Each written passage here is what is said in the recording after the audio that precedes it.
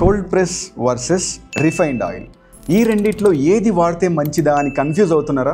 ఈ వీడియో చూస్తే మీకు క్లారిటీ వచ్చేస్తుంది. Don't skip this. Cold pressed oils, దీన్నే న్యాచురల్ ఆయిల్స్గా కన్సిడర్ చేస్తారు. ఎందుకంటే దీన్ని ప్రిపేర్ చేసే ప్రాసెస్లో ఎలాంటి కెమికల్స్ కానీ ఎలాంటి హీట్ని కూడా యూజ్ చేయరనమాట. దీనివల్ల ఏమవుతుందంటే ఇందులో ఉండే vitamins, minerals and antioxidants అన్నవి ఇంటాక్ట్గా అలానే ఉంటాయి. ఈ కోల్డ్ ప్రెస్ ఆయిల్స్ని మీడియం టు లో హీట్లో మాత్రమే కుక్ చేసుకోవడానికి పనికొస్తుంది. ఇందులో ఉండే స్ట్రాంగ్ టేస్ట్ వల్ల మన ఫుడ్ టేస్ట్ కూడా కొంచెం మారే అవకాశాలు చాలా ఉంటాయి. రిఫైన్డ్ ఆయిల్, ఈ రిఫైన్డ్ ఆయిల్ ని ప్రిపేర్ చేయడానికి 200 డిగ్రీ సెల్సియస్ కి పైగా ఈ ఆయిల్ ని హీట్ చేస్తారనమాట. అండ్ హెక్సేన్ లాంటి కెమికల్స్ ని కూడా ఈ ప్రిపరేషన్ లో యూజ్ చేస్తారు. అంత మాత్రాన ఇది మన బాడీలోకి వెళ్ళేసి కొలెస్ట్రాల్ ఇంక్రీజ్ చేయడం, హార్ట్ అటాక్ ని కాజ్ చేయడం వంటివి జరగవు. జస్ట్ ఆ న్యూట్రియంట్స్ ని కోల్పోతుందన్నమాట, అంతే. ఇక్కడే మనం తప్పుగా అర్థం చేసుకుంటాం. జనరల్ గా ఆయిల్ అన్నది కుకింగ్ కోసం పర్ డే 20 నుంచి 25 ml కంటే ఎక్కువ యూజ్ చేయడం మంచిది కాదు. ఈ లిమిట్ లో వాడుతున్నప్పుడు మీరు కోల్డ్ ప్రెస్ యూజ్ చేసినా, రిఫైన్డ్ ఆయిల్ యూజ్ చేసినా ఎలాంటి ఇంపాక్ట్ మీ హెల్త్ మీద అయితే ఉండదు. అలా కాకుండా 25 ml కంటే ఎక్కువ యూజ్ చేస్తే మీరు రిఫైన్డ్ ఆయిల్ యూజ్ చేసినా,